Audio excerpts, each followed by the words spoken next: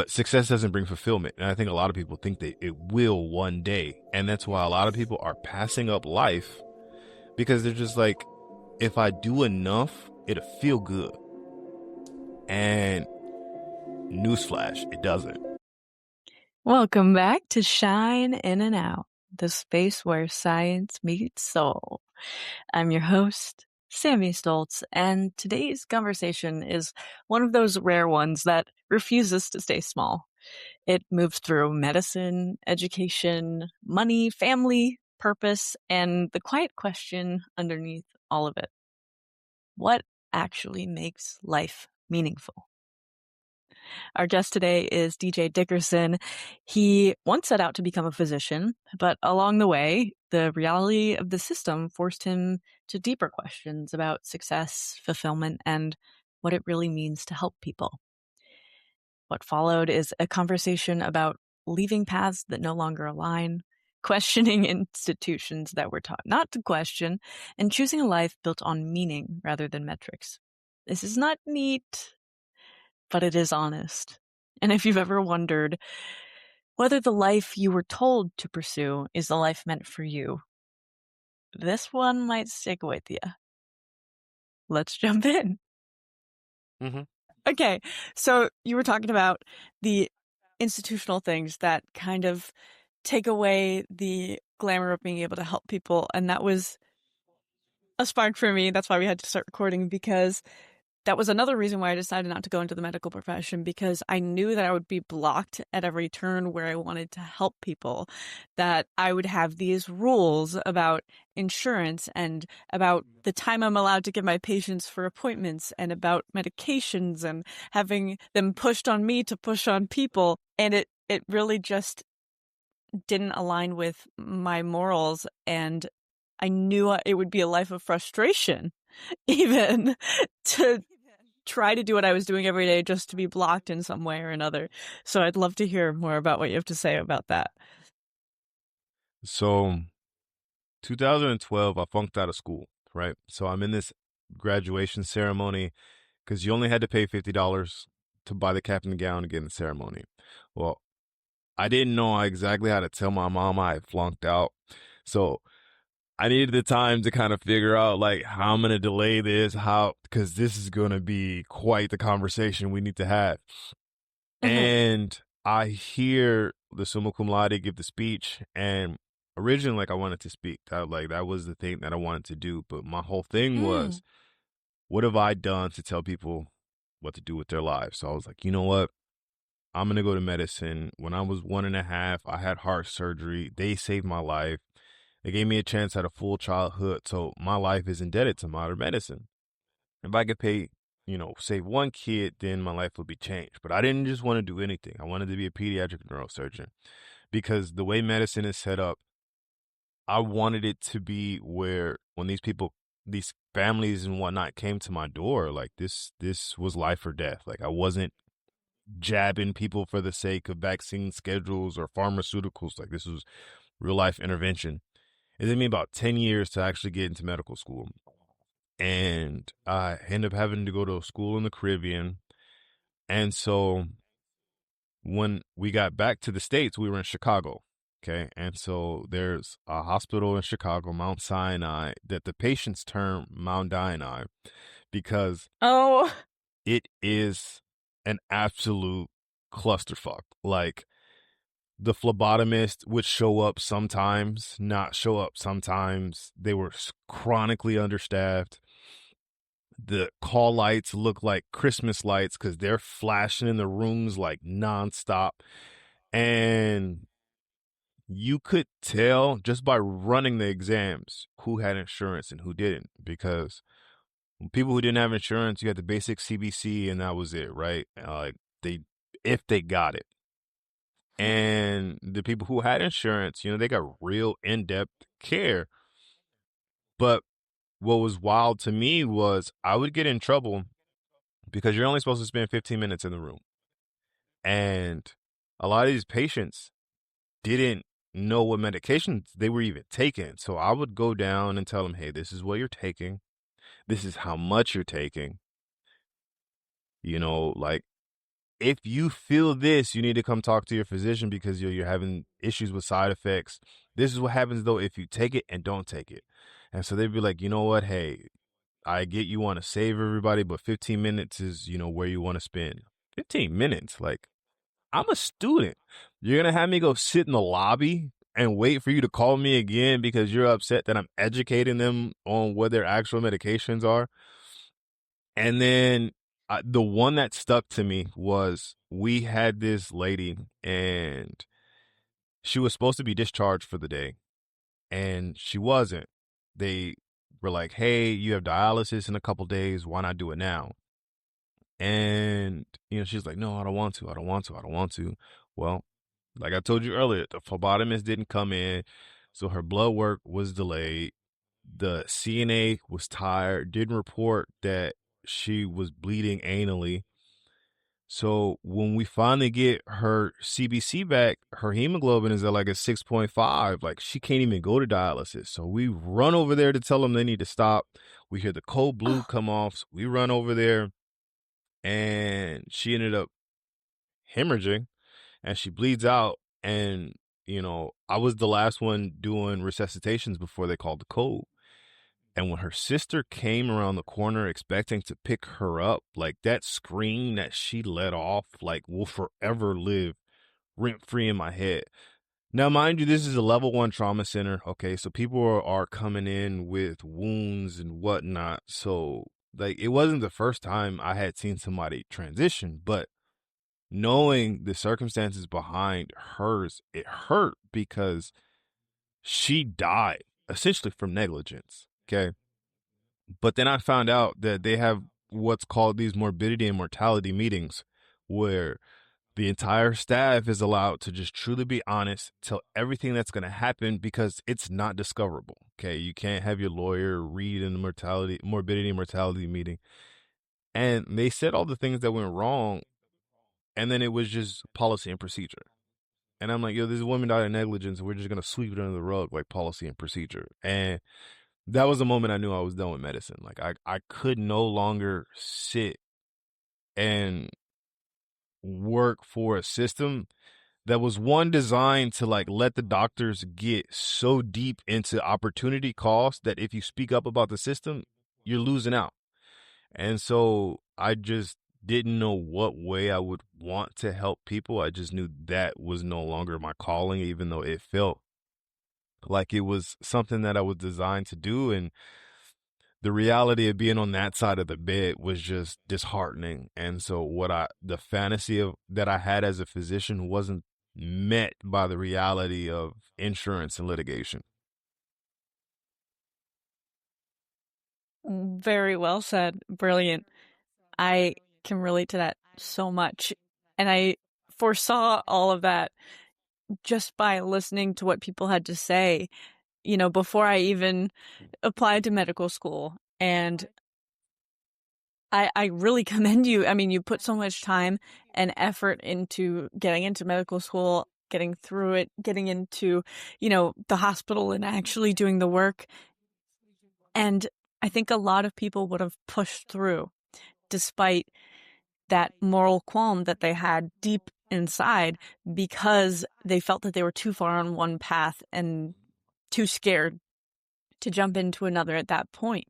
So, first of all, I commend you for just that. That must have been, I mean, now it seems unequivocal, I'm sure, but in that time, you must have had a kind of inner war like no other. Am I right? So I have to think like my wife was supportive on both sides. When she met me, I was on this path to get into medicine because through hell or high water, like I was going to make it because this was going to dictate that I was worthy enough and that I could make it. And, it's this high status, high income position.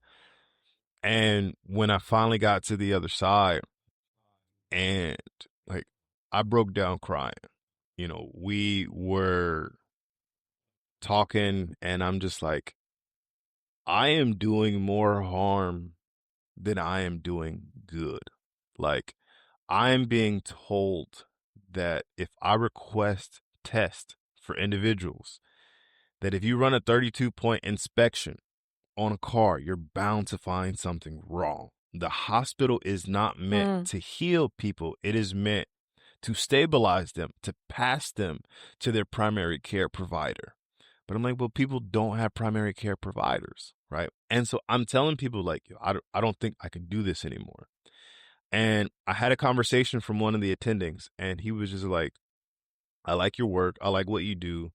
All you have to do is get through it, and I can get you residency here. Now, mind you, had he told me this maybe like 2 years before we had reached that point, I would have been over the moon. Like, yo, I have a way in. I have a path. This is everything.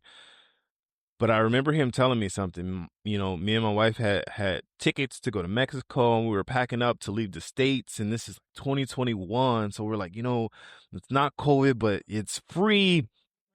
And he was just like, you're trapped because of the time and the money you've invested. And I'm listening to the guy, and I'm like, trapped? This is the most free I've ever felt in my life. Like, I'm literally on the way to go spend the rest of my life with my family all day, every day. Because that was the thing that was actually eating me up alive while I was in medical school. Like, I think had I gone to medical school before I had my daughter, hands down, I'd be a surgeon at this point in time. But because I wanted to be a pediatric neurosurgeon, I kept having to deal with this internal struggle of, is it wrong for me to not save a life because I want to spend time with my family?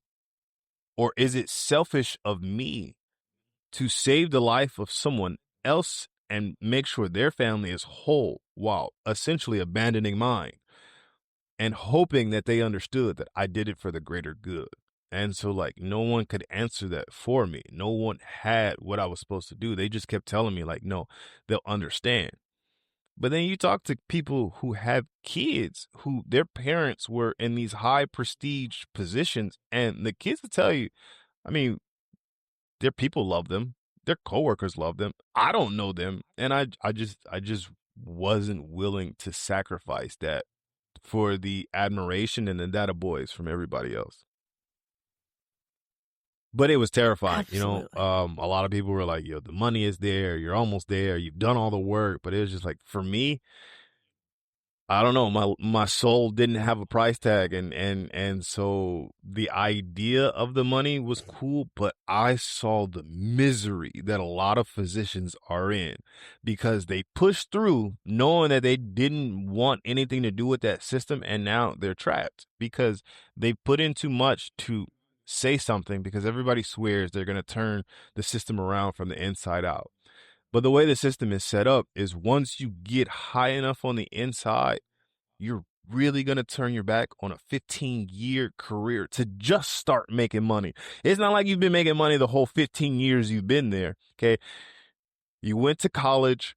You did all you need to do to get into medical school. Now you've done your residency. Now you finally have a taste, and you're not free unless you got a scholarship. So now you're paying back the loans and the debt and doing all that, and you're going to give that up because you're going to be a whistleblower. You're going to raise red flags like most people don't. And so, what I noticed when I was in the hospital is you could turn a blind eye to a lot of things. But my question to a lot of people is, how long can you turn a blind eye before that's your actual perspective?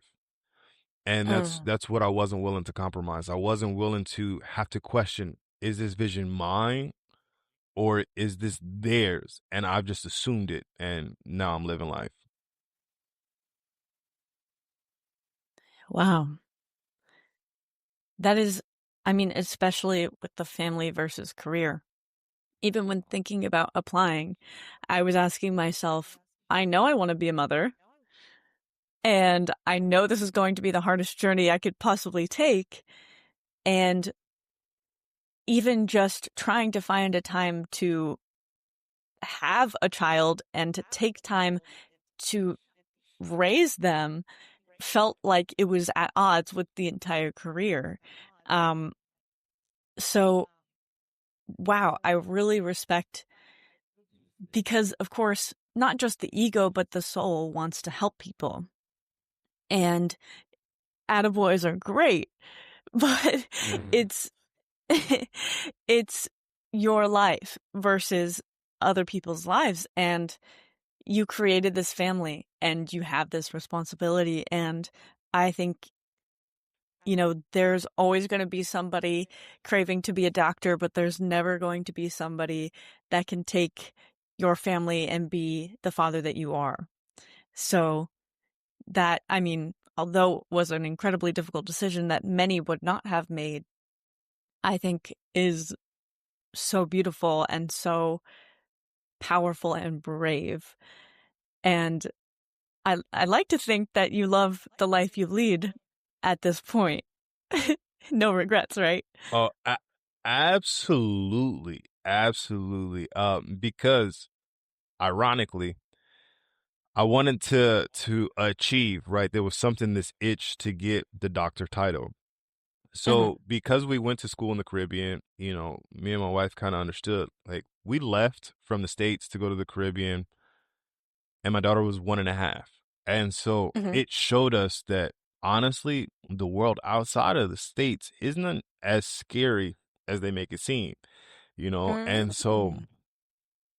when we went to Mexico, had fun in Mexico, went down to Guatemala, and then, we found out she was pregnant with my son. So we went back to the States. We're like, as much as we enjoy traveling, we enjoy kind of having the facilities and the amenities of the States at times. But she had said she wanted a free birth. So she went home. She did the whole thing at home, birthed our son in the tub. And we hit the road again. And I was like, let me get my doctorate, because I used my master's degree to get through medical school. Like, that was how I paid my tuition for my medical school.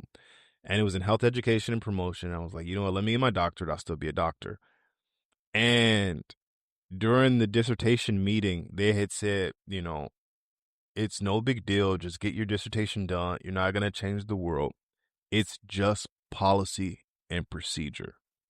Now, that struck a nerve to me, because I watched a family literally be devastated from the roots under the guise of policy and procedure. And mind you, the motto, okay, to the school I was getting the doctorate from was agents of social change. So we're going to be social change. We're going to just push through this doctorate because it's just policy and procedure in health education and promotion. And it was like, you know what? At that point, I was completely done from academic institutions. Like, that's like, hey, if that's your wheelhouse, if that's your jam, go for it. Because if it works for you, it works for you. For me, I no longer find a place in it. And, now we're traveling and doing the thing, and I love it. I mean, like, I'm currently in Brazil, and I wake up every day, and, I really don't know what day of the week it is besides like appointments I have with other people, because every day is its own little adventure. Do we want to walk out? Do we want to do this? Do we want to go to the beach? Do we want to move somewhere else? And so, no, I unequivocally love my life, because I realized the other day, like, essentially have time freedom. I have location freedom. And people work their entire lives to retire, to be able to spend the time that they do. It also makes me understand the grandparents' role, right? Because they fed us this information that you have to work and build this career and the kids won't mind. But why do you think the grandparents are so enticed by getting an opportunity to see the kids grow up? Because they missed it. They were fed the dream and they believed it, and they had the opportunity to see it. So now I watch my kids all day, every day. Don't get me wrong. Sometimes I'm like, oh God, I chose this. But more more days than not, though, it's absolutely beautiful. Wow. Wow. So much of what you said struck a chord, especially when they said, when you were doing your thesis, that you're not going to change the world, that we're just going to fulfill this policy and procedure. Because the whole point of being in a social change doctorate is because you're somebody that wants to change the world. Mm-hmm. And for them to dismiss that so easily it makes you think how many people went in there, same thing as being a doctor, intent on changing lives and making the world a better place, and then just being shut down to, that's not how it works. Let's just keep going, though. Well, because to change the world, you have to change the way you think. If you change the way you think, you have to outline and say out loud some flaws. And if you begin to state enough flaws out loud, you then have to make an honest assessment what's working and what's not working. The thing is, a lot of these institutions are built the way and are running the way they are because it was never really about the change. It's about the metrics. So when you pump people in and out of a hospital to fulfill quotas and metrics, it's not about getting people healthy. If you pump people into PhDs and degrees, it's not about actually creating a series of critical thinkers. It's about pumping people out to get the metrics to say, hey, these many people have degrees, which is why you have people who have these amazing doctorates, but can't actually find work because it was never really meant to propel you and let you go with the ground running. It was really just to take your money and then go on to the next cohort. Yeah. I mean, even the idea, like you said, health is supposed to be thriving. Why is our definition of health sustain you just enough to get through the day? You know, I want to prevent people from being ill. I want to change the world. And the changing of your definition of success, I think, from that of society, like we were talking about before we started recording, are these beliefs actually mine? You know, is this definition of success where I'm a doctor and I'm saving lives at the expense of time with my family, is that my definition of success? And so taking that time to shift and allow yourself that space to change what you thought was your belief the entire time is such a powerful stage of life that many people never get to. And I think about that a lot. You know, with my path, I told you I was going medical, and then I realized it was going to be not morally aligned with the person that I am and that I want to be and the impact that I want to have on the world. And so, like you, I transitioned toward PhD. But you're right in the sense that it's not about change, it's about metrics, because I love learning and I love changing my mind and other people's minds and my perspective about everything every day. I've got an open mind. I'm never tied to one of my beliefs. I just want to grow every day. So in that vein, I love studying, but changing it into, can I get an A+ on this exam? Can I get high enough in the ranks in my class to make a difference in the world because somebody sees potential in me? It's not the glamour and the beauty of education anymore and what you can translate that education into. It's how can you meet these metrics and how can you make us look good? Because we're only accepting you because we think you can make us look good. Not because we want to raise you and your beautiful belief system. We read your personal statement and we believe in your message wholeheartedly and we want to get you there. As much as I'd love for that to be the case. See, there used to be the art of education, and I like to explain people. So one thing I wanted to touch on when you were talking about success, I think the biggest thing to help me was I distanced myself from success because honestly, success is more defined by others looking to you.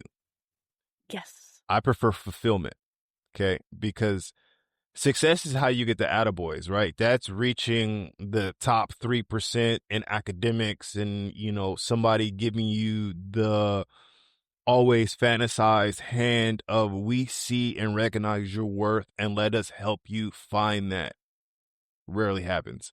Fulfillment is I came and this this really fills my personal cup.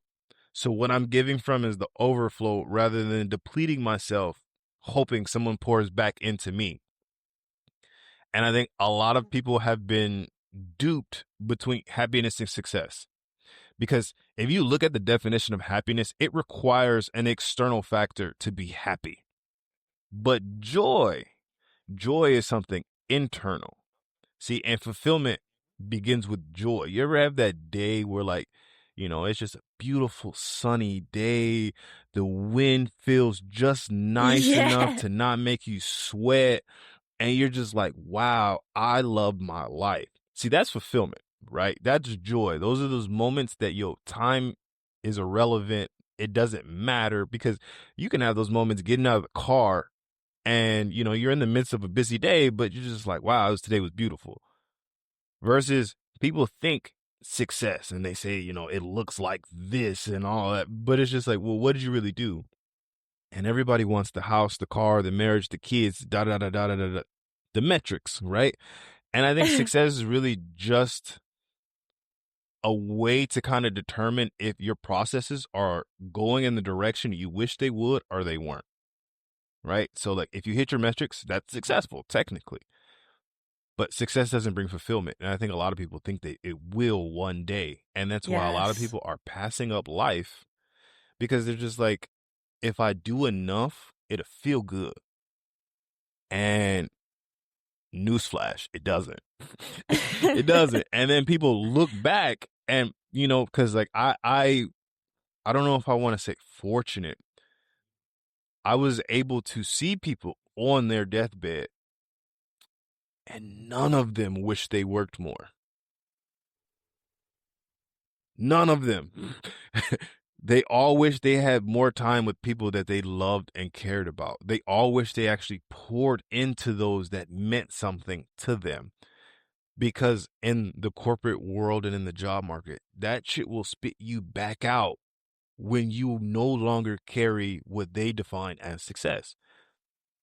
But your family, your loved ones, if you pour into them, they'll pour back into you. And so, that helped and aided to continue moving like in the direction that I'm doing, because, my daughter's 8, my son is about to be 3. And like these moments, like I will never get back.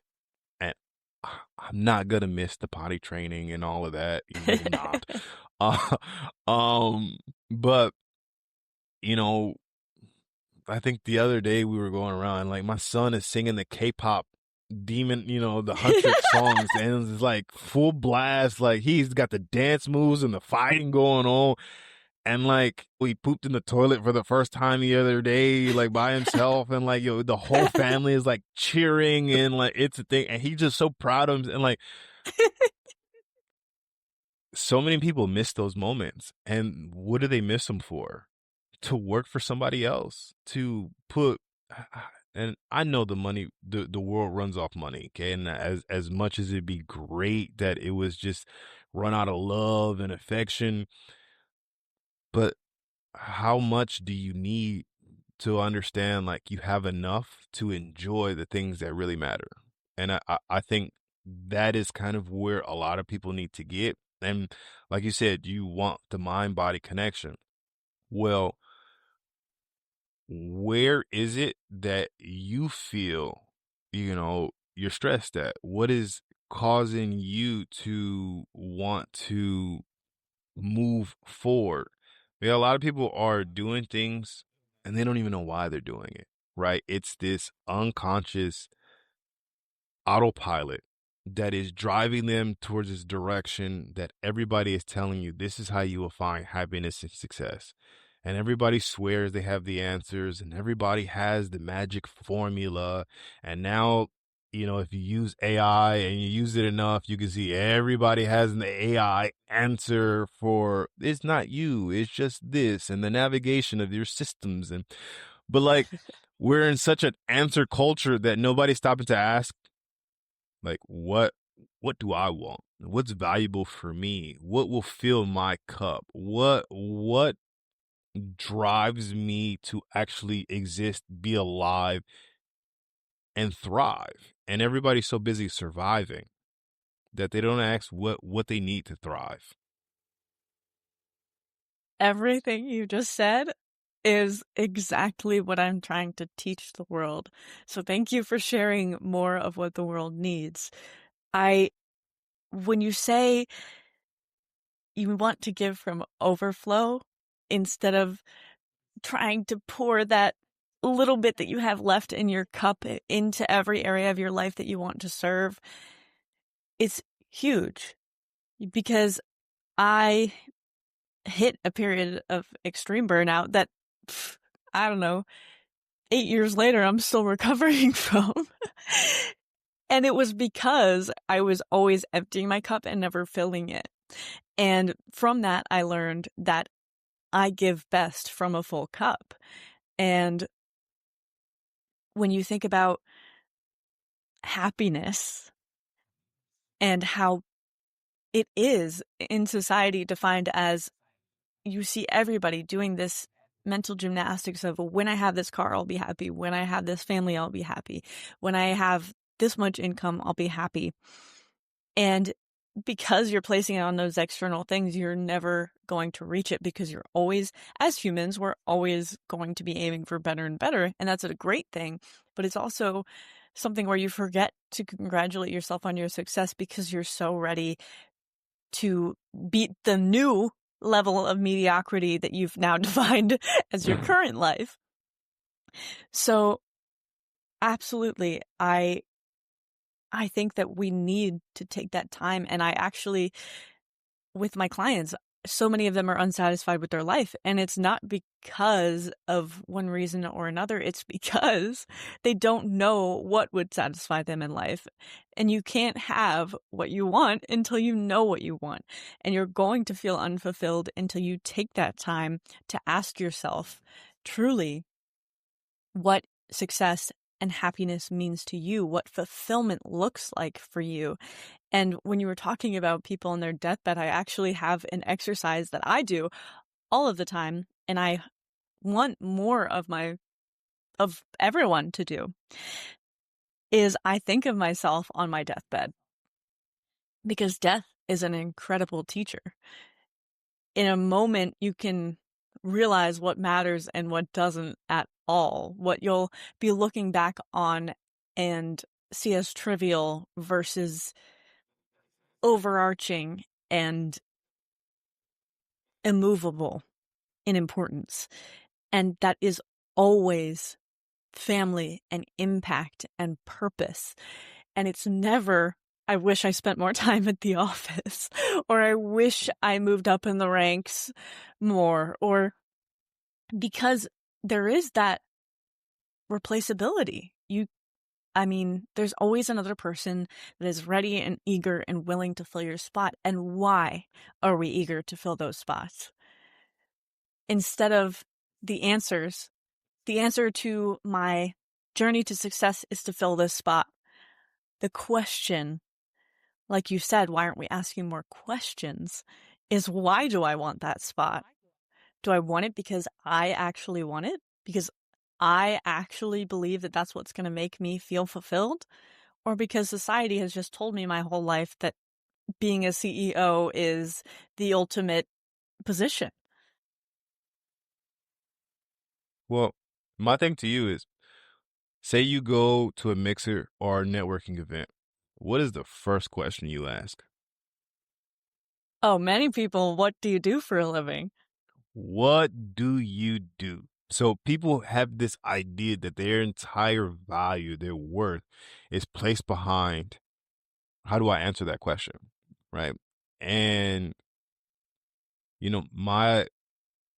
I like to ask people, well, if time wasn't a factor, what would you spend your time doing? Yeah, I just like to ask different questions, because I think it diffuses the situation. And then when you kind of halt the normal script, because Yeah. most people kind of have an idea of how they're going to answer those things. Well, this is what I do, and I've been doing it this long.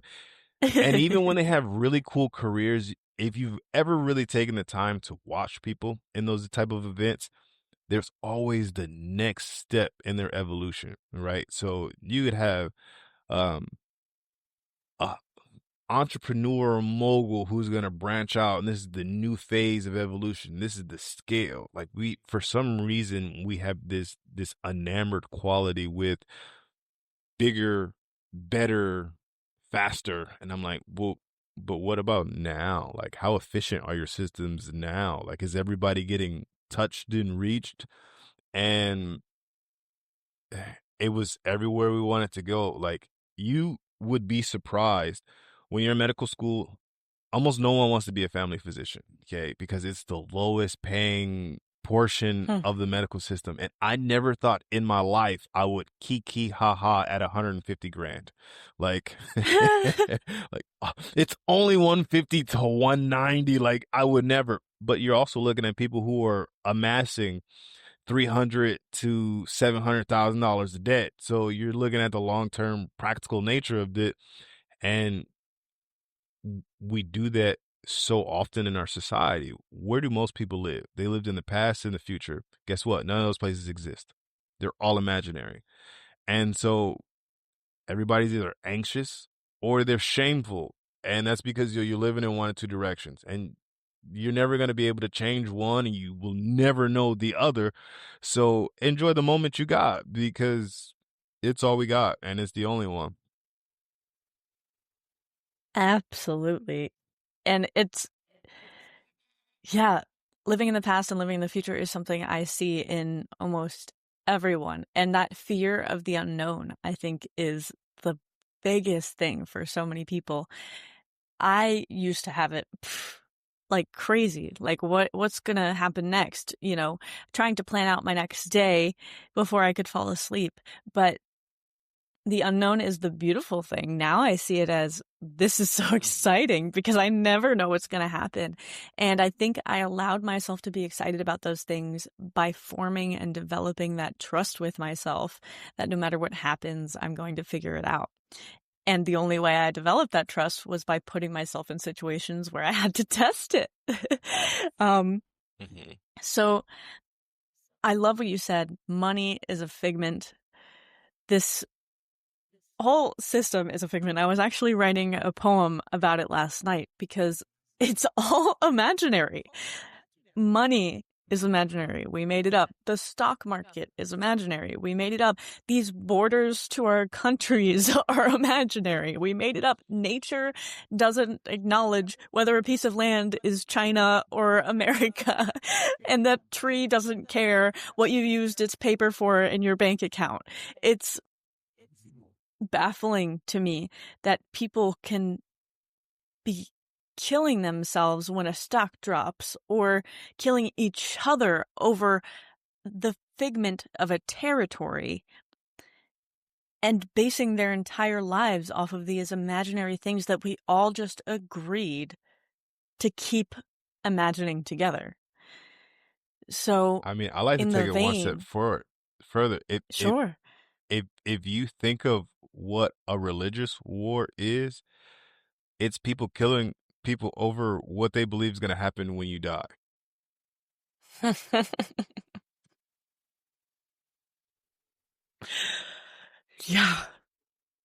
Yeah. So none of us are ever going to find out, because you got to be dead first. And I still haven't seen anybody come back and be like, you know what happens when you die is actually this. And so when you talk about the paper and the money, now it's digital. Okay. Now you don't even see it. So it's even further made up, because it's just numbers in an app that, oh, hey, yeah, this is how much money I have. I completely agree with you with the borders, because as a nomad, I've traveled through different borders and lands, and there's a lot more similarities in humans than not. They all kind of want the basic necessities. They want safety, they want food, they want community, but they want space to be an individual and grow and be accepted, but have the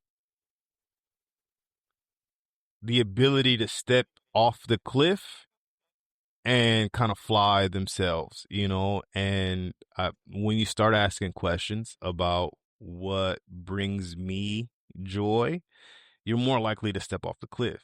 But guess what? When you step off that cliff, you let go of a lot of things that don't matter to everybody else. And in a system that needs workers, in a system that needs, because going from the States to other countries, okay, in the United States, people are poor with a house and two cars. In other countries, when people are poor, like you, it is a different level of actual poverty. And so, you know, people walk here, people like it's serious about the neighbors being neighborly in other parts of the world. And there's just so much taken for granted, like especially in the States. But it's just like people are so fast to run and go nowhere that they don't appreciate like the beauty and the opportunity that they have in front of them. They don't appreciate the space that they occupy. They don't appreciate like I think the last time I was in the States, we went on like a city tour in like Pittsburgh, and when we got to one of the bus stops, there was like 45 people there and they all looked like this. Oh, and it's just like there's a whole world outside of you and nobody sees it. And you know, it's funny when you look at it, but it's really sad. It's really sad. yeah. Yeah. I mean, we can all chuckle, but we are stuck in a cycle. I mean, and when you said neighbors being neighborly, it struck something in me because as humans, we are meant to be communal. That is how we have evolved to be the incredible species that we are. And so I'm curious what you have learned from other countries as neighbors, because maybe in America, even though you're poor, you still have the ego and the separation. There's a lot of cultural separation in America that forces you to handle things on your own. It's not even I want to be able to fly when I jump off that cliff. It's everyone else is struggling or everybody has their own life and I don't want to go and ask them for sugar. So I I mean, even just the idea of being a burden or asking for help in this world today seems like a huge deal. And I think it's a huge deal to our species to help each other. So I'd love to hear some wisdom that you've gained over this travel and watching how people interact. Humans are incredibly resilient. Um, I've kind of seen that they will make whatever living situation work for them. As much as we like to distance ourselves from the animal side of being human, oh, we'll make it work. They're a little bit of shelter to just keep the elements away from you. You will forage for whatever is there, but there is a lot of love when it comes to food. People will share their last with you. When it comes to shelter and clothing, most people are inherently good natured. Um, there are a couple bad apples, and I think I've really come to understand that although it's detrimental, violence is an effective strategy for some. So I don't know if you could ever rid it completely. But just like everywhere else, there's a few bad apples, and I'm curious to know if violence would be less if people had less. But then I think about the people who actually start wars and whatnot, and then I think no, that's not the case. Because the people that are usually going to the massive scale wars are people who live like kings and queens. So Yeah. that kind of threw that hypothesis out the window. Um, but people want to survive. People want to survive. And even in those moments where things seem bleak and there's not a lot of hope, like love, laughter, and like the innocence of children is one of the things that I think really blend and bond communities together.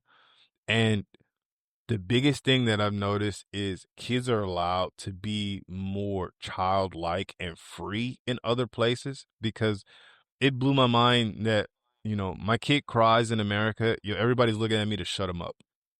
And I'm like, I wish I could. Like, if I could, they would have been quiet. Like, don't you think I want peace of mind too? But like in other countries, they're just like, I don't, kids are kids. We never have to wait in any lines because they have preferential lines for kids, because they're like, why would you keep them here to be screaming and whatnot? Get them in, get them out.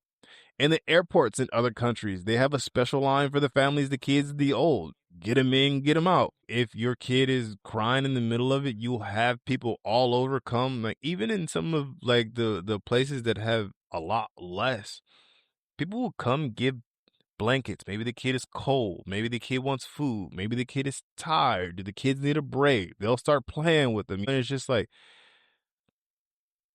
it warms your heart to see that there are such kind people and they don't need to give. And I think a lot of people are under the misconception that you need to have such a surplus to give, to thrive, to be communal. But the thing is, when you don't have to do it all on your own, there's this kind of relief that, maybe I don't feel well today. Like, we were in Guatemala and I got COVID when I was working in the hospital. So when everybody in Guatemala got COVID, it didn't even affect me. So I went and I got everybody Pedialytes, and I was getting people food and going down to the town and coming in. And, without people being able to do that, like, situations turn dire real fast. And I think in America, everybody wants to show that I did it on my own, right? Like, I Yeah. made my own way, which is still false, because somebody gave you an opportunity, somebody supported you, somebody gave you a job, somebody did something for you. But the fairy tale from the rags to riches story sounds so much better than we did it. And that's a less sexy story, as we pulled our resources together. And so now, instead of paying, like, I use the TV, for example, although it's no longer the same because you could buy a TV anywhere. But like, if you spend $1,000 on a TV, that's a big hit. If two people go in on a TV, that's $500. It's a bigger hit, but a lot less. Now, four people spend a TV, $250 each. The challenge is, in a lot of these cultures and different cultures, okay, the person who moves out to start their family, they will give them the TV, because we just have to spend $333 for the three of us now to get a new TV versus $1,000 they'd have to spend to replace that TV. And so we've gotten so attached to stuff, especially in the States, that everybody wants to show you how much they pay for this, right? It's like a badge of honor that you overpaid for a t-shirt. It's a badge of honor you paid $4,000 for your restaurant meal. Like, why? Like, that's rent. Like, you could. So it's different, but I think, I've grown more comfortable to be communally based being in other countries, because they'll buy a plot of land and they'll have enough space. So you have your house on the land, there'll be space on the same land for my daughter to have her house. There'll be space on the land for my son to have his house. So they don't have to go into debt to have their own house. They can get out of mine, and whoever has the family will take the bigger house, but the rest of us will live in the smaller house. And I'm like, that's such a brilliant strategy. And, it's underutilized, especially in the States. Oh yeah. Oh yeah. I have a dream of having a compound with all of my loved ones, all together. That's how we're supposed to be. That's, I think, how we would be most fulfilled. A lot of what you said. So when you were talking about wondering if people had less or had more, or would war still happen, I don't even think it's about the amount that you have. I think it's about the mindset that you have about what you have and what you don't. The scarcity mindset, I think, is what that fear is what separates us, what makes us feel like there's not enough food for all of us, therefore I must take more for myself. And I think in the cultures that you're discussing, that everybody serves each other. They've created this environment where the fear doesn't have to lead, where you can be sure, even if you have a sense of scarcity, that people will come together and help you, and you would do the same for them. And even if you have very little, you acknowledge how good it feels to give and to help other people because you know what it feels like to need that help. And it's a beautiful cycle that just keeps giving and receiving, not taking. Mm-hmm. And I think in America, we feel we have to take in order to survive. And I hate that, obviously, because those who have, it's easier for them to take and to do anything, really, especially in this world of imaginary money. And the inherent good versus having some bad apples, I was talking about that all weekend with my friend, because she's seen a lot of what would be considered bad apples. And I, one way or another, try to keep my idea of humanity as inherently good. And even when I think about those bad apples, I think, you weren't born that way. There is no way. The people that you see that you think of as bad apples probably didn't have what they needed to thrive, probably didn't have what they needed to survive. If you don't have those base needs met, you can't expect somebody to be generous and be, wonderful and, spreading joy everywhere, because you have these base human needs and that's all you can think about until you have them. And once you have them, you can think about, now what would it look like to thrive? And in a culture where we're all focused on ourselves and we see these people barely surviving, and then we blame them for being antisocial, it's curious to me, and it's sad, because if we started from the beginning working to make everybody raise to at least the survival point and toward the thriving point, instead of worrying so much about ourselves and staying ahead past survival, past thriving, and into this place where we're so afraid of losing all of the things that we have, that we're more selfish than those who have nothing. Mm-hmm. I agree. And to even those people who are quote unquote bad apples, they're still people that they would give the shirt off their back to. You just don't happen to be one of those people when they're committing whatever, egregious acts towards you, but there's someone that, they have a little sister or a little brother or Yeah. a cousin or a grandma that you are the sweetest person. Everybody knows that their screws are a tad bit looser than everybody else's. But where I grew up from, there are people who they hurt other people that they don't know, but when you are part of their circle, they will die for you. So I don't think anyone is inherent. Like, the good and bad is subjective.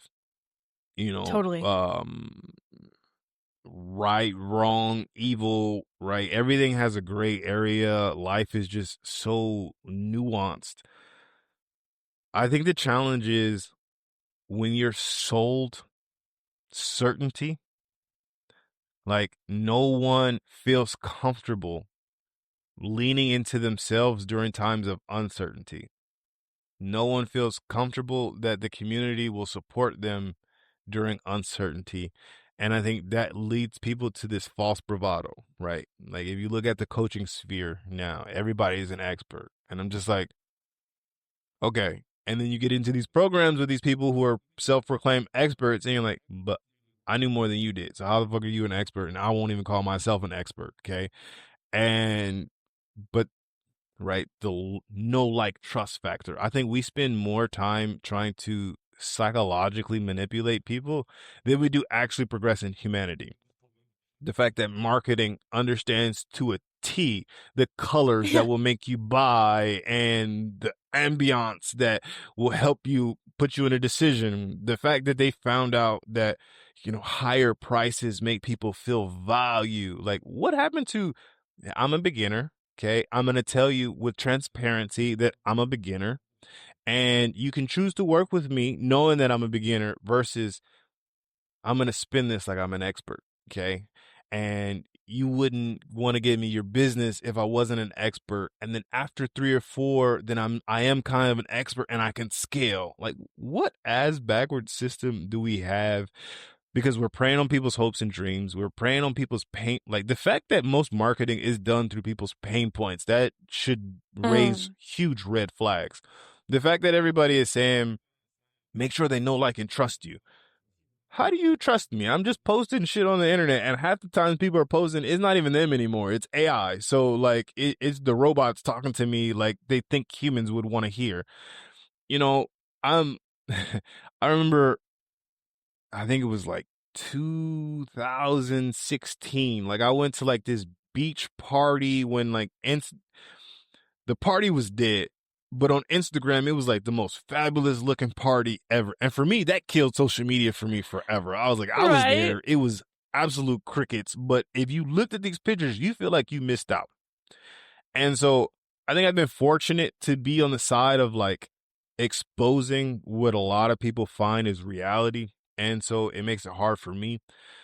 But when it comes to kind of some of like the perils of society, like I think people claim they want brutal honesty, but then you give them honesty and they don't like it. People say they want transparency, but you're punished for actually being transparent.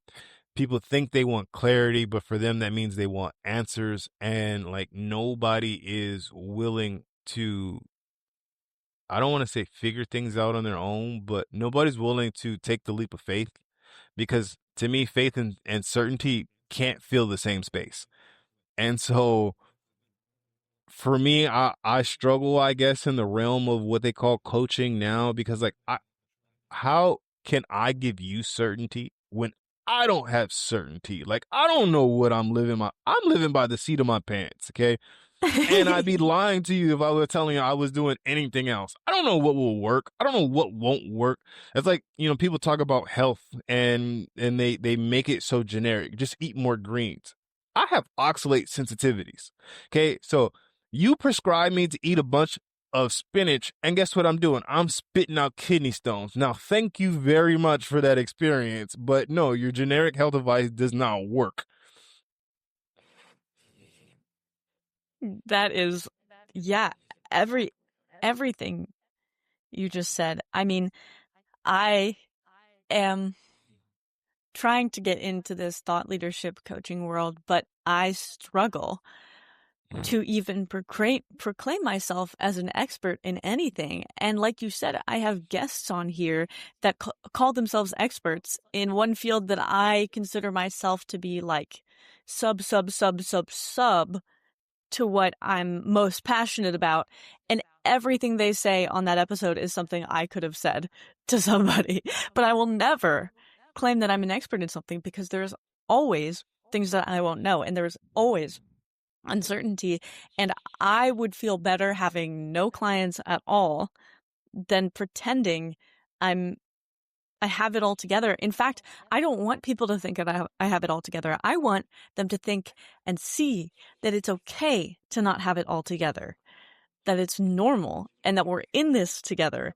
And if I can be vulnerable enough to show you that I am figuring it out as I go and I am happy, maybe you can be happy figuring out as you go, learning from me doing that, instead of seeing this false version of me that has it all together and I have my health all figured out and you're following me because you want that. How about we normalize that it's all a work in progress? Life as a work in progress. I mean, my health is way better than it was, but like you said, it's never a one size fits all, and I am still getting to know my body. I said that at lunch yesterday, and my friend's mom said, I am too. And it just, I mean, it doesn't matter how old you are. It doesn't matter how long you've lived or how much you've played with your protocols. It's always just looking for better, but never perfect. And people are selling perfect. And you're always going to be disappointed. You're always going to be disappointed. And that is something I never want. I don't want to missell and disappoint. I want to undersell and change your life. Because I was looking into a lot of like the coaching, right? Because, you know, impact is something that I really wanted to make. And I've been in several coaching programs just because, you know, let me see it from the other side of the bed, because I've had the medical experience, right? I'm like, yeah, the fantasy doesn't always quite live up to the reality. And like, you know, you got the business coaches that are working 100 hours a week. I don't want that shit. Like I could have picked up a job to do that. Then you have like the health coaches, and like they have these annual health scares and all this other stuff, and the stress, and then you have like the relationship coach who's been divorced 3 times, so they can tell you like how to do a relationship. And I'm just like are people that in need of holding status that they are willing to forsake who they actually are to portray an image? Because then I think about it. What happens if I create an image of myself that sells? Now I'm pigeonholed in that image. Yeah. Now I can't go outside because I must live to this degree, because if I say I'm a health coach, let me show you that I eaten a pizza. Oh, how dare you? You know, let me say that I'm a parenting coach and like I went off on my kids. How dare you? You know, like I'm a relationship coach and me and my wife are fighting right now. How dare you? And so it's just like, so I can never be human. Okay. And that's just one side of it. But to make it seem like you have everybody figured out, when you don't, there's this generic, half-hearted formula where you're not even really getting an intake. It's not even a quality intake. Like you're just accepting anybody who will pay, and they don't get any help. You're just giving this generic, like now everybody's like, there's a difference between understanding how the brain functions through a change in mindset and jumping on the bandwagon of mindset sales. Because I think a lot of people use the loophole that it's not my fault you didn't work. Your mindset's just not in the right place. And I'm like, that's so devious. So devious. Like, I agree. Because people are really looking for like, okay, well, how do I change my mindset? And none of them are like, yo, well, what do you enjoy doing? Like, how are you getting the light? And da da da. No, it's just like, you have to just focus and meditate and write. And but what if they like to ride a bike? If you just get on a bike and do, you know, but you don't talk to them, you don't know anything about them, you don't know really what's going on in their life. And how could you? You have 250 people who have signed on because you market well. And you got 5 minutes each. And you give them these 6-minute videos and they're paying you $7,000 because of this and that and that. And it never sat right for me. And I'm sure I could have put together, you know, something with what I've done in my background to sell people hope, but I'd rather have people actually empower themselves. And I don't think that comes with answers. I think that just comes with asking better questions. What do I want for my life? Where am I headed? What's meaningful, important to me? What are my actual values? Like, how do I see myself defined to me? when am I most proud to look myself in the mirror? Like what relationship do I want to have with my spouse? What relationship do I want to have with my kids? To the people that have wronged me, do I want to build that bridge or do I want to just cut them out? Are my boundaries static or dynamic? If they are static, some people forget you for the rest of my life. That should be reserved for small people, but hey, some of them deserve it. Yeah. Like, are my boundaries dynamic? Like, do they need to shift and change because I've evolved as a person? So are they keeping me safe or am I playing it safe? There's differences and subtle nuances. How do I define the words that everybody else uses? Like, what does growth actually mean to me? Like, am I doing the things that I said I'm doing? Just because you're disciplined doesn't mean you're happy at the things that you're disciplined doing. Like, some people are extremely disciplined. They scroll hours every day. That is discipline. Okay, isn't that what you're looking for? It's not the actions and the routines you wish you had, but it's discipline. And so people just, I don't like buzzwords, and I like to question people's buzzwords. Like, well, what does that mean to you? And you'd be surprised how many people don't know after the buzzword's usually a safe word, right? Like, what are you doing? I'm working on my mental health. Okay, well, what is mental health to you? So less stress. Ah, okay. So how do you feel less stress? Like, what is stress to you? Yeah. So what things make you stressed? Like, are there good stresses for you? Like, what things excite you when you're stressed up and your adrenaline's pumping? Uh, uh, um, okay, so you're talking about cortisol? I mean, cortisol is easy, sure, but like, are you mentally stressed? Are you emotionally stressed? Are you physically stressed? Are you starved for intimacy? Like, where is it at? I don't know. I don't expect you to answer it now. You want to get back to me when you have time to actually think about it and dive into it. And so that's where I struggle in the whole like realm of coaching, because I don't feel aligned, pretty much charging people to therapy them just by asking a bunch of questions and sitting and listening and challenging the status quo. I relate to that completely. And it would be amazing if I could do what I do and try to open people's eyes and minds and hearts and lives and get paid to do it and not have to worry about focusing so much of my attention on something that I could do to just make money when this is my true passion. And when I say that to people, the idea is, oh, all you have to do is find your niche. You just have to advertise well. And I'm like, I don't want a niche. I don't want a niche. I want to be my silly self. I want to make people feel comfortable. I want to make them feel like they're my friend. I want to make them know that they're my friend. I want to have them feel my love. I want to teach you and I want to learn from you. I want to do all of these things, and I don't want to be tied to a niche. I don't want to be put into a hole. And like you said, you can never truly know someone. And I think even if you sat there with yourself all day long, you could know the essence of yourself, but you're always changing. And I can never claim to be an expert. I will never claim for any of those things. I can just tell you, that this is my passion, helping you see that there's another way to live. And yes, time freedom is amazing. I mean, I know that I am not a person built to work a 9 to 5 based on how my brain works best in spurts, or how my body can't handle sitting at a desk all day, all of these things. So I know these things about myself, and yes, they're still changing and developing. And I know that perhaps doing it the way that people are telling me to do it and paying bots to advertise for me and sell things that no one could actually possibly sell. It sounds great because, yes, I would be making the money that I need to sustain myself and to focus on the things that I care about and the people I want to help.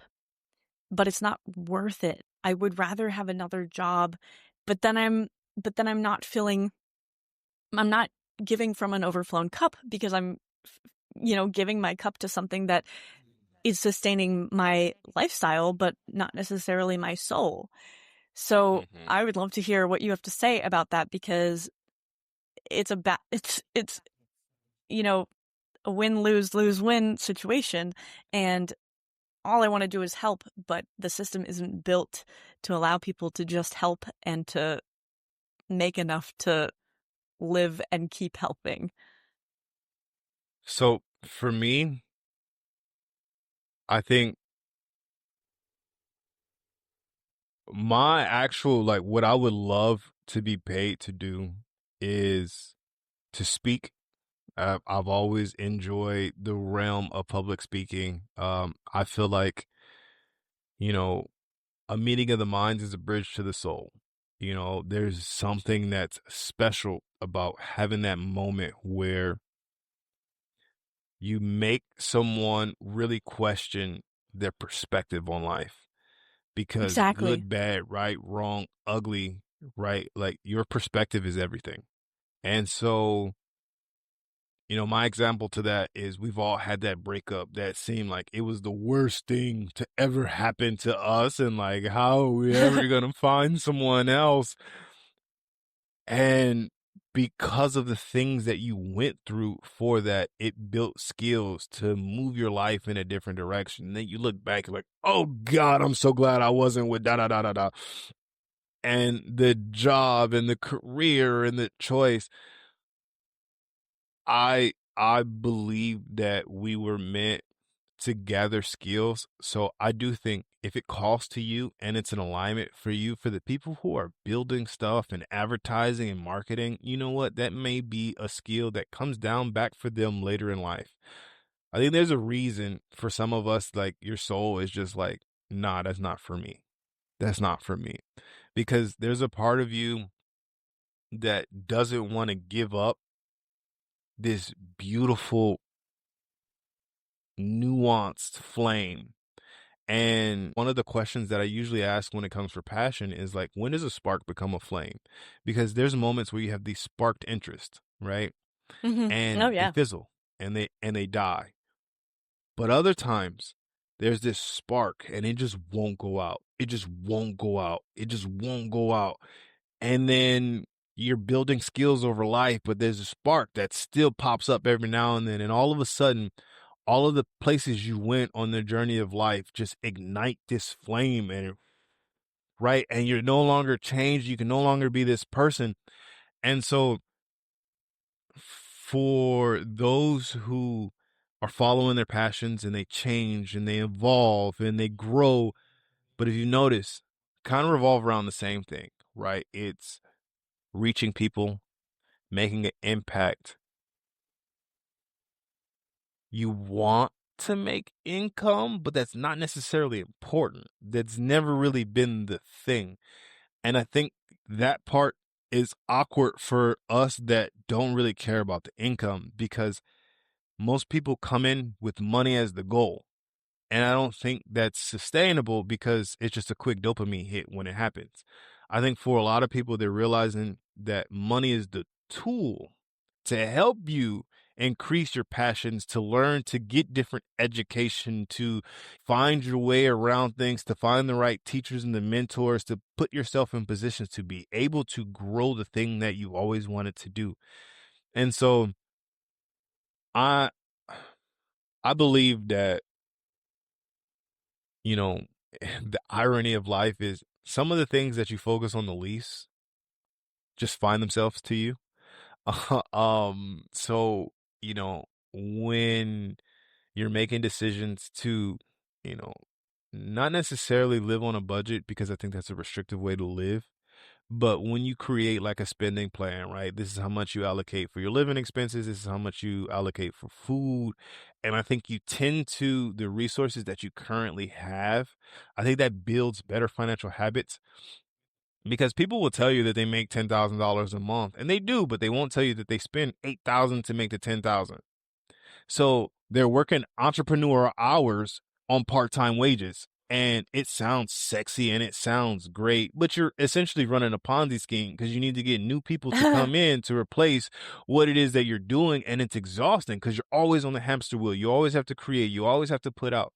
Like I ran into that struggle when I was attempting to do like the online coaching and whatnot. And it just wasn't for me because I'm going to half-heartedly create these products because I could care less about them. I'm going to sell them to you like it's going to answer the universe's problems. And then you're going to buy them. And because I half-heartedly put myself in, like, I can't put my name behind something that I don't absolutely 100% stand by. Same. And I'm not going to cheapen my name to slang a product, and it's just not what I'm willing to do. And so like I would rather just discuss, learn, grow, and build my network of connections. And hey, maybe one day I partner with somebody, maybe one day I invest with somebody in something, but just for me it's not worth it. I mean, would I love to make millions of dollars? Sure, I'd probably give most of it away, but it would just allow me to be more fruitful with the way that I do things and in the manner. But I live my best life. Like I enjoy my life. I need for nothing. I may want for stuff, but that's not, I don't think, necessarily a bad thing where you have to wait to get things. It teaches patience. And if you really It's actually more still want it, rewarding. sometimes you get it. But I don't have an answer to that. Like if that's something that calls to you and like it really drives you and motivates you, sure. If it gets you in a better position because you're losing yourself to working, sure. If you're actually behind it and it's really got your stamp of approval and you're really putting that out, sure. But if you're just throwing them out there to see what sticks, to market that even further, like, not my cup of tea. I completely agree. I mean, that's people were giving me advice like, oh, just like post some episodes and whatever people like the most, like do more of that. And I'm like, no, I'm posting these episodes because it's things that I care about and people's messages that I desperately would like to share with the world to help them open their minds and change their perspectives. And perspective is truly everything, like you were saying. And I have so many ideas in a day. They're all sparks, right? I mean, I could start a business doing this, I could do this, I could do this, but they do fizzle. And I think what stays aflame is what is your unequivocal purpose. And the way that you said that everything in your life culminates into exactly what you needed to do what you're supposed to be doing, I could not agree more. I mean, there are no bad things if you choose to have that perspective. Like, yes, there was pain involved and there were lessons, but those can be good things too. I learn better when there's pain involved. I remember things better when there's pain involved. And evolutionarily, our strongest memories are those that are tied to emotions because of our survival. And let's not make the same mistakes again. Great. Thank goodness I made it now so I don't have to make it later. And thank goodness I learned that I don't want this or I do want this. And in the future, that's what I will aim toward. I'm trying to read my own notes. Oh, you said what you focus on the least will find your way to you. And that made me chuckle because what I focused on the least was what I was afraid of. And that was public speaking and being in the spotlight and having people know my name and my face and what I stand for. I was always, trying to be perfect and have everybody like me. And the second you have a radical opinion is the time where you split the audience into, the people that support you and the people that don't. And of course, the indifferent ones. But being indifferent is not so much a gift because you don't grow from it. You don't grow from indifference. I grow from approaching and doing the things that I fear, even though that might be considered a negative state to be in fear. But I always come out more positive and a bigger person for it. Whereas if I only chased what I was indifferent to, I'm in this limbo of mediocrity and dissatisfaction. So, yes, the last thing that I wanted to do was speak publicly. And I remember freshman year of high school, they told me I had to do a speech at the end of the year. I had a panic attack every single day thinking about it before they even gave me the rubric. And here I am. And here I am because I kept getting pushed into these opportunities that had me speaking. And the more I spoke, the more I saw, one, that it's not a huge deal, but the more I saw that it can have such an impact on people. It's probably the thing that has the most impact in the shortest amount of time, to use your words in front of people and to show them that there is another way to see things. So maybe that is the answer. And I think you're a great speaker. I think you seem very comfortable as well. And that is something that I'm going to have to build as I go. But it is something that you should be paid for. And it is something people get paid for all the time. And people that are trying to sell things that they can't be selling are getting paid to do these things. So what a beautiful shift it would be in the world to serve, to allow the people who want to serve, and to maybe push the people that are only seeking power aside for those people to speak up. Because those that are in power, those that want power, are those that probably shouldn't have it. Those that I think don't want to speak, but feel that pull to, that need to, because they see people suffering. Those are the people that should be in leadership. So when I was in that graduation ceremony, I had this revelation, right? It was like this epiphany. You could take a thought, shape it into words, and if done well, not only could you change the person in front of you, you could impact humanity. Because when that frequency ripples to somebody else, they're going to share it with someone else. And, like, the energy that I have, I enjoy thinking, I enjoy philosophizing, because Exactly. what happens behind your eyeballs is completely unique and different from everyone else's. And I never really spoke in an effort to prove someone right or prove someone wrong. I just like to play devil's advocate, because people, I think, are just groomed to just go with it, right? Like, for instance, when you say when people lean into the fears, that's a negative thing. Like, I'm just curious, like, why is fear necessarily a negative thing? Exactly.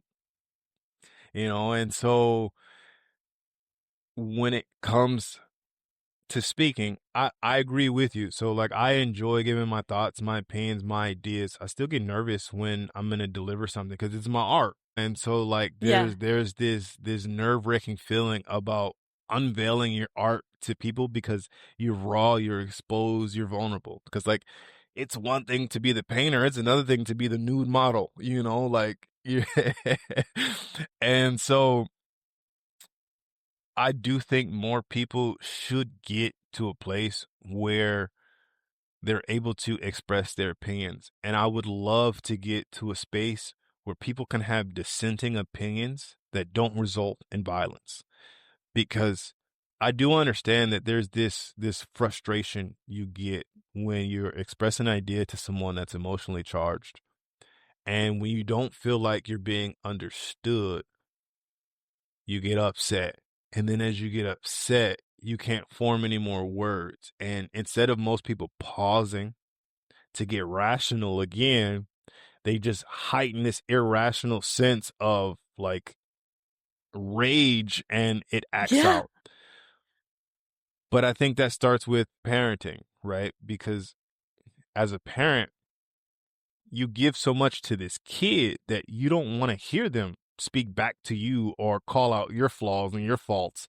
And so you quiet them, right? Teachers or other authority figures don't like to be called out, so they silence the kids. And so instead of having and modeling proper conflict resolution, proper, de-escalation techniques, right? You get this, I'm from a place of authority. You listen to me, you bend to my will, and that's just how it's going to go. And so what happens? You get people who are quiet, who have really meaningful things to say that won't, because there's this this, I don't even want to call it a fear. There's just this life or death like response to an opposing opinion. Mm-hmm. And I think that's so backwards from the civilized society we're claiming to be, because we still are having struggles with dissenting opinions for things that are glaringly obvious on both sides, right? The money disparities are terrible. Poverty should be cleaned up. The money that is aiding to wars, like the money that could be spent to enhancing and improving humanity. Medicine should be actually building people's health rather than keeping them sick, slow, and stupid. I should be able to buy food that enhances my health rather than addicts me to food and sugar. You know, like, I think marketing campaigns should be transparent. Like, I don't know what I'm talking about, but this is what I'm selling you. This is absolutely a piece of junk, but you could have fun with it for a few minutes. Like, those are the type of those are the type of conversations though I think we need to be having. And, like, take the money out of politics, right? Politicians shouldn't be able to be Oh my purchased by gosh. other businesses. Corporations shouldn't be persons, and all sorts of, radical ideas. How is Wall Street dysregulated? How are the finances actually working? What are we doing as a country? Where do our taxes go? Why aren't we taught taxes? Why aren't we taught to cook? Why aren't we taught to grow food? Like, there's just simple things that we need to be able to have discussions about that we can't and we won't, but we do, but they're not heard. They're not listened to, right? People listen to what the Kardashians are doing. People listen Oh yeah. to, I don't even know who the celebrity news is now, but reality shows and drama, and that runs the headlines. And yet there are actual topics that people don't want to discuss, right? You could fall out with your family members over a political conversation, which is Yeah. wild to me because it's not I going to change your know. life really one way or the other. Um, like the people losing their lives over free speech, like it's disheartening, and there are real systemic issues that we need to get into hand. Police brutality is an actual thing that we need to discuss. Militarized police is a thing we actually need to discuss. What would happen if we stopped paying private prisons and, rescind the Oh my 13th gosh. Amendment? Would people actually want to rehabilitate people or not? There are countries that are moving ahead in where we are in arts and science and all sorts of other STEM activities. And what are we doing in education? And there's a lot of questions that we should be talking about and we should be discussing, but we won't, because people would rather take pills and get it over with and kind of gloss over like what's going on. And we do need more voices to be polarizing, because honestly, I used to want to straddle the fence that way. Like, I wanted Yeah, to speak in a way that didn't rock any boats because I thought that was I the know. best way to do it. But the challenge is they fall in love with the straddle fence version of you, and then when you actually show yourself, they don't change, you did. And you can't even be upset that they feel offended that you've changed, but you're just like, no, this was always me. But that's not who I signed up with. And so, like, I would Mm, just rather be myself. You like me, you don't, we can go our separate ways. It is what it is. But I'd rather be me always, because I don't want to have to, oh, the camera's on. Oh, now I'm this way. Oh, somebody's uh, looking. Now I'm this way. Like, nah, I'm just going to be me, brash, say what I got to say, speak my mind, and walk off. And so I do agree more people need to learn to speak their opinion. I also think a lot of people need to understand like how to receive information and allow the emotion to kind of ripple through them, and then return a response that is yes. rational and calculated, and see like maybe there was some sort of miscommunication, or perhaps there's a grain of truth that I don't like, but we could both build a bridge somewhere together and then use that to actually form a solution instead of just hitting each other or calling each other stupid. Yes. Yes, you are not a slave to your emotions. So many people are like, oh, I did that because I was angry. And I'm like, wow, if you took a minute, like, that is no excuse, because yes, anatomically, the part of your brain that administers listening conscious listening turns off when you're having a disagreement with somebody.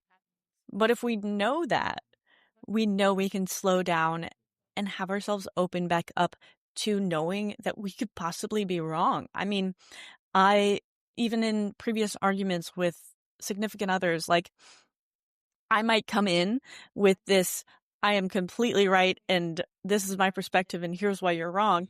But then when I hear them start speaking about something, yes, it's a different side of what I said, but they're completely right.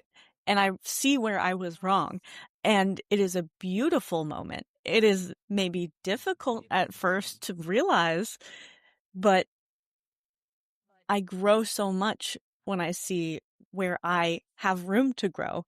And the divide, like you said, people with their families. I actually just wrote a poem, I'll have to send it to you, about this divide that we are creating and we are enforcing and reinforcing every day, especially with the laser focus on it in the media, telling people that it is the norm, instead of questioning why we ever let it happen in the first place. I mean, being able to have that civil discourse and being able to work and grow together and compromise is historically the only way that we have evolved as a society in such a beautiful way. Yet we get to this point where we're divided and we're only listening to people that believe the same things that we do. How are we supposed to grow? How are we supposed to improve? How are we supposed to see our blind spots? And that's something that I think about hourly. What are my blind spots? Where are my opportunities to see what I'm missing here and to expand my view? And I think that so many people get canceled, like the Kardashians or the celebrities, because they're making these great claims about who they are and what they believe and what they're selling. But you can't make those claims. And if I never make those claims, aside from the claim that I virtually know nothing compared to the things that I want to know in this life, and that I know I will change my mind, and that it scares me to post this because in 5 years' time, I might be on an entirely different wavelength. And people expect me to be on the same one that I was here when I'm there. And it's just not how I work. It's just not how we're meant to work. We're meant to grow and learn and not be punished for an older version of us. In fact, the fact that we are embarrassed by older versions of ourselves or what we said is incredibly beautiful, because it means we have grown. It means we have changed our minds and been open to seeing our blind spots and correcting them. And there's always going to be more. And I acknowledge that. And if I, my whole life, try to stay on the fence and try to stay in a place where everybody will listen and smile, then I'm not really doing anything of great impact. I'm just adding to the noise. So absolutely, I couldn't agree more. Everything you said. So Amazing. You gotta, I think when you want to speak for impact, you have to make a choice. Do you value growth or validation? Because if you want to speak to your echo chamber, that's the validation piece. Yeah. Right? And I think that's because some people are so insecure about their ideas that the idea that they could be contradictory or wrong or misinformed is this paralyzing fear. But if you scream into the echo chamber that you already know what their values are, already know what their beliefs are, you're going to get hyped up. So it's promoting you. But you have a scholar mind. And from what I'm hearing, you do, because the reason statements such as, I know a drop compared to the vastness that I really actually want to learn. That's a scholar's mind. I know what I know, and I know there's a lot more that I don't know. Versus the person who's seeking validation, look how much I know. And it's like, I don't want to be the bearer of bad news, but, and so Minuscule. the people that I have come across that really value learning as a skill set always understand that you're going to spend a lifetime learning. You're going to spend a lifetime evolving because knowledge evolves. Your perspective on what the knowledge will evolve. Your life situation and circumstance will evolve. So you'll look at things different. It's like I lost, even before like I got to medical school, like they threw me off in the prereqs because I remember taking my Chem 101 class and like H2O, right? And then you take the general chemistry and they're like, well, technically the shape of oxygen looks like this and the shape of hydrogen looks like this. And then you go to organic chemistry and it's like, we actually really don't know what happens. Okay. It just kind of works out that way. And this is our best guess. And it's like, well, why didn't you just start here? And then we could learn from there. Cause then by the time everybody got out, it's like, yeah, but we just want to see who was dumb and who wasn't. And so, you kind of get more jaded the further up education you go, and then you have the flip side of that, right? You have people who have spent 10 to 15 years of their lives dedicating it to this field that could potentially become irrelevant if they admit that they were wrong. Yes. So then everybody, and I like to separate academics from education. Okay. Academics is the institution that profits off of learning. Education is essential for every human being. It is filling your brain with knowledge about the world that surrounds you so you can improve your quality of life. Academics used to be the route to education, but it became its own institutionalized system of checks and balances and metrics. The people who are truly seeking education are open to dissenting opinions. The people who are truly speaking educations value growth. The people who truly value education are ones who realize there are so many different avenues that I could spend a lifetime learning and still won't know a significant amount of information, although I may know more than most others. And that type of mind is so different.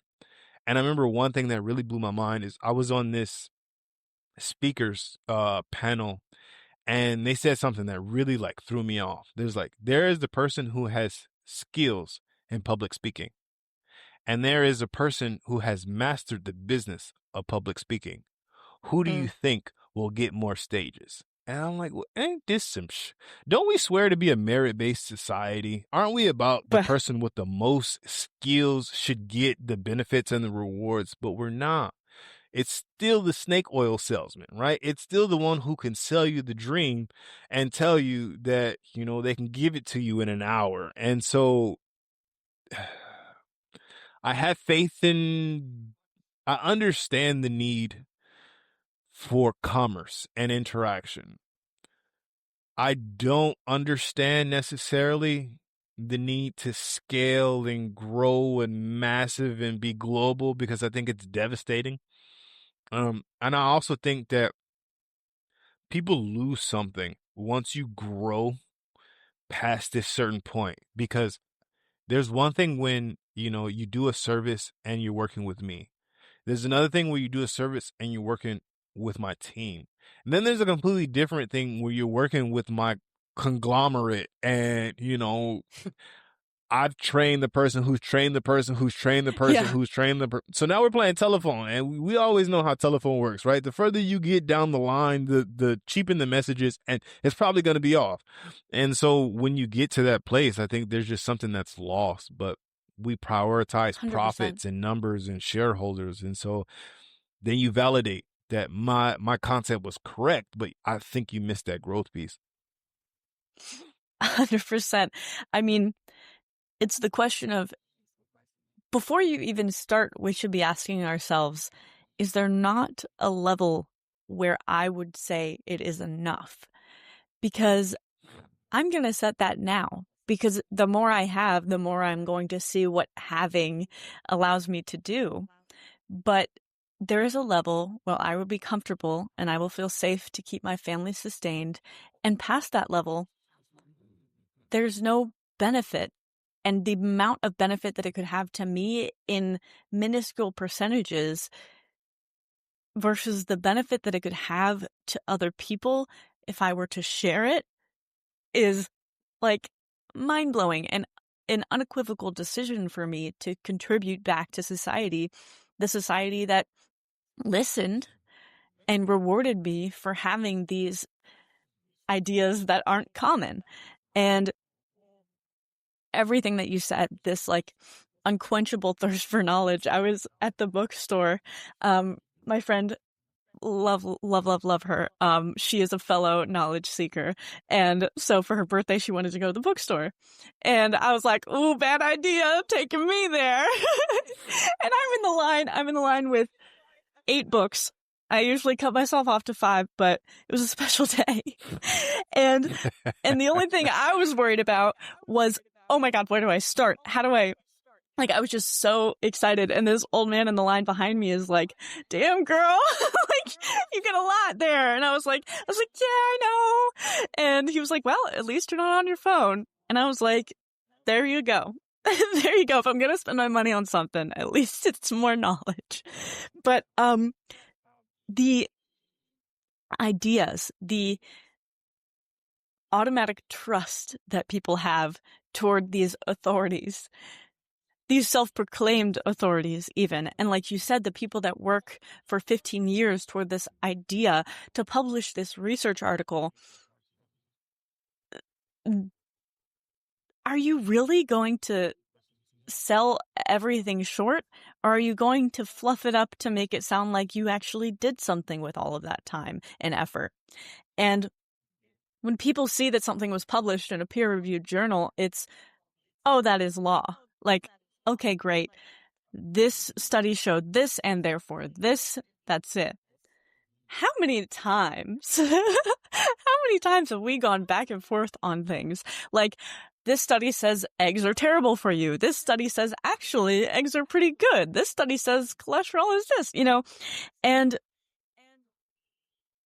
even in science, like as a scientist, it is so hard for me to believe anything as solid and unchangeable, because even the things that we call theories are theories because we have so much evidence that it's a thing, but we can't actually say that it is.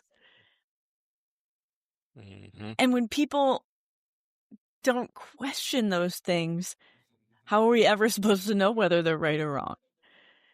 So, yeah, I mean, has there ever been a time where you were insecure about your ideas? Because I definitely have a sense of insecurity about my ideas, and I think it's a healthy sense because I know that I'm not right in every regard. And so I have trouble speaking as if I am. But I know that I want people to open their minds to my ideas, and that's all I know. So what do you say to that type of insecurity? So I share that same insecurity, which is why I pivoted from giving people answers to just stating my own questions. And because I do have a science background as well, once you read enough research papers, because most of the public doesn't actually read the research paper. What do they read? They read the discussion piece. They read the results piece, right? Or they listen to an article that read it. Right. And so, like, if you actually read a lot of these research papers, you'll see that they'll let you know we had a lot of flaws in this study. What we actually wish we could have tested was some of the constraints we were bound by da. And then, you go into that conflict of interest section. Well, we're also part of this corporation and da. But most of the public isn't trained to actually read that. And then in medical school, I was part of the research committee. And I didn't want to do it at first, but then I read so many fascinating articles by potential students that were declined. One, because the staff researcher couldn't get credit if it wasn't their idea that the students were putting out. So they would change the actual research so that they can get credit, so they could put it under their publishing. And I remember one of ours, like I wanted to do like portable like MRIs to see like if you could see if someone's knee was going to give out. I was just curious, like, is there like shifts in the ligaments where you could see that there was actually going to be pops and tears? And they refused it and said like the IRB wouldn't approve it because we would have to tell them. I'm like, well, how would we tell them? We would just be looking at images. But yeah, it's neither here nor there. But but when it comes to like sharing an idea, like I have no problem telling people that my life circumstances is going to be different than yours. The way I see the world is going to be different than yours. But let me ask you a question. And so that way it reframes me from saying, this is what I know, and you have to hear what I know and listen to how bright what I have to say is. I prefer, what do you think about? I mean, isn't it wild that, how many times, and then it diffuses the tension because I'm not telling you your beliefs are wrong. I'm just asking you to really think about, where did the root of your beliefs actually come from? Is that yours, or is that your parents? Is that your communities? Is that your background, race, religion, creed? Okay, so separate from that, what are your personal beliefs? And then I'm going to listen. And then people are surprised because now that you've actually gotten to say, not the recited Pledge of Allegiance, okay? Like, all right, we get it. You're American. Okay, we get it. You're from this creed, cult, creed, whatever. But your personal lived experience, what is it like? And that's such a different level of communication. I went to school in Northern California. It's like 6 hours north of San Francisco. And there weren't a lot of typical interactions between me and some of the other people that were there. And so, they would have these questions, and it'd be funny because we'd be in the middle of a party having discussions about, like, I'm surprised. I never would have expected. Well, I'm sure. Like, I see where you live. Like, how would you know? And they're like, well, yeah, but most people get upset when we're just having a conversation. There's no hate here. I have no hate towards you. Like they just have a conversation. And then it completely eviscerates their stereotype and their preconceived notions. Yeah. At the same time, it acknowledges like, you were an experience where this was not your experience. We lived different experiences. And then it's like, oh, wow, we may never be friends, but that bridge is now built where, like that seed of stereotype and hate you had disintegrates because it's no longer fail proof because it failed you already. Yeah.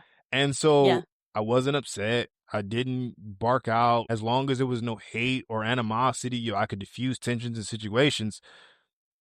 And so it created, atmosphere. And then that's when I realized, like, people really aren't ignorant because they're dumb. They're ignorant because they just haven't had any experience otherwise.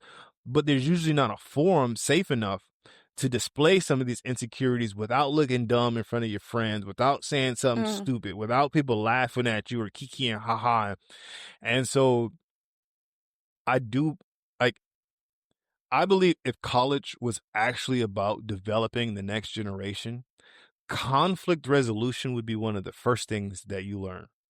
Emotional regulation would be learned in high school and middle school. And, you would do research and development. You would work with your hands because you can feel like the knowledge base that you have after coming out of college is just that. It's a piece of paper. So what you do with it doesn't really matter, but you can teach people the skill set because some people are researchers, right? They research, they develop projects. It doesn't matter what field you put them in because they're going to do on-the-job training anyway. Some people work with their hands, okay? If you want to give them specialized training once they finish working with their hands, you could do that. Some people are natural-born delegators and supervisors, okay? So you should, let them do that. The field that they delegate and supervise doesn't really matter. They have the skill set for it. And so I think people should rotate in those positions, but the main thing, you should learn how to cook for yourself. You should learn how to shop for yourself. You should learn how to do your taxes, how to conflict resolution, like emotional regulation, how to actually have a routine that works for you. That would be the development of having the future generation be actual adults. That's not profitable though. And it doesn't take you as Yeah. long as it would take them to do what they're doing. Then you can't have presidents making $300,000 to $700,000 because, it just looks weird. But you would have an actual productive society moving forward, and that's why I say there's academics, because you go to school, you have no clue what you want to do. I think that's a ridiculous amount of pressure to put on a 17-year-old. Yeah. What do you want to do for the rest of your life? I don't know. Hell, I just got out the house. Like, this is the first time like I could do my own thing. Like, I can go pick the food I want to without my parents telling me this is what I need to eat. But you're gonna tell me this is the career path I'm choosing for the rest of my life? Like, that's so much pressure. And I think if you switch the way that you did it, okay, like how do you regulate yourself in an emotionally intense, emotionally charged environment? Okay. How do you handle disagreements? Okay. When you have opposing ideas, how do you take a space away, get yourself down? Do you need to write it out so you can't get lost over your words and you have to actually finish reading the whole thing and there's no misunderstanding? Do we have questions afterwards? And those are skills that I think would behoove most of the world, but we're not doing that. And then you think about the structure of most semesters, right? You have a 16-week semester. For about 8 weeks, we're going from the past to the present. From the next 10, maybe 5 weeks, we're going from the present to, our current day problems. And then the last 2 weeks of probably future tomorrow problems, which is ridiculous because then by the time you finish the class, you're behind. Instead, you could do 2 to 3 weeks, how we got to where we got to, 6 to 8 weeks about, our present day and where we're at. And then, 4 to 6 weeks of what are future solutions for tomorrow. So when you came out of school, you're already moving the ball forward. And once again, then you wouldn't need a master's. You wouldn't need a doctorate because you would come out of your bachelor's ready to actually be a productive member of society today. That's not profitable. Yeah. I mean, the amount that I changed in those 4 years of undergrad, unbelievable. And the amount of people that I met that were so pressured to choose a career that they had no idea whether or not they would like, let alone want to do for life, is insane to me. And that is another spark that I've had in abundance, that the school of life is our greatest teacher, right? But what it's taught us, you and I, we could streamline into something that could teach people what they need to know quickly, succinctly, and set them up for success in the future, instead of set them up for needing more and paying more and all of that jazz. So, yeah, I couldn't agree more. And because but the problem what's is, the scarlet letter of undergrad? Undecided. yeah, Like go around and tell what's your major. I'm undecided. Oh, you're not serious about this then, huh? You're just here to waste time. Like, okay, you'll probably drop out in a little bit. Like, and it's weird because I don't know what I want to do. Like, I'm just gonna take my general ed, and you get in one class. And what happens in undergrad? You take one class. This is the most amazing thing. I could see myself doing this every day. Then you take the follow-up class. Oh, I would never do this every day. Like, I mean, yeah. And then say we tried to make a school that employed all of these ideas and taught people to think for themselves critically and have these conversations to only grow every day instead of divide and fight and whatever it may be. You think about, okay, how would that ever get approved by the current board? Why would they want to? And doesn't society rely on the approval and certification from that board to consider your school to be worth their time? And the amount of people that would be willing to put that time in when they know that it might not result in getting any jobs because the credibility is expected and the certificates are a necessity. you get blocked at every turn, even though it's a beautiful idea that could help so many people. And so do you do nothing, or do you leave it for somebody whose purpose is just that, knowing that your purpose is to be asking the questions that you are? What do you think about that? So my wife gave me the best piece of advice when I was really struggling on if I wanted to be a surgeon or not. Those positions are desperately needed, but just because they're needed doesn't mean you're the one to fill them. And so would I want to be at the center of the bureaucracy of creating a school? Absolutely not. I'm not going to sit in those board meetings. I'm not like, I understand the power of grant writing. I don't want to be the one to write those. That is one of the most boring things alive, is to do a bunch of proposals and get shot down when you have this great idea, to have to go through the rigors. Then say you do make traction. Now you're possibly stepping on the toes of, I mean, I think student loans are somewhere in the trillions of dollars now. So now you're stepping on the toes of $1 trillion empire. People still have brake lines that get cut and the planes that crash. Then you got to look over your shoulder. You're going to be a martyr for the cause. Oh, yeah. I prefer to address the ideals. I like sharing the philosophy because I believe there's thinkers and there's doers. And at one time in my life, I believed you had to be both. I believe if you were the thinker, then it was your responsibility to do it. Now I understand that doing taps me out. I don't have the energy reserves to do much more except learn. So if I had to learn about what hurdles we need to jump through, what would be the strategy, what would be the chess game. Okay, I enjoy the chess game. Actually doing it and moving it and sitting in those things, and no, not my cup of tea. I'd burn out, I'd disappear. I would just go to a different country and live somewhere I didn't need to be seen. So would I love to be in a board of advisors spot in that type of thing? Like, how are we handle this? What are we actually saying? What the message would be? Absolutely. Absolutely. Feet on the ground, not my style.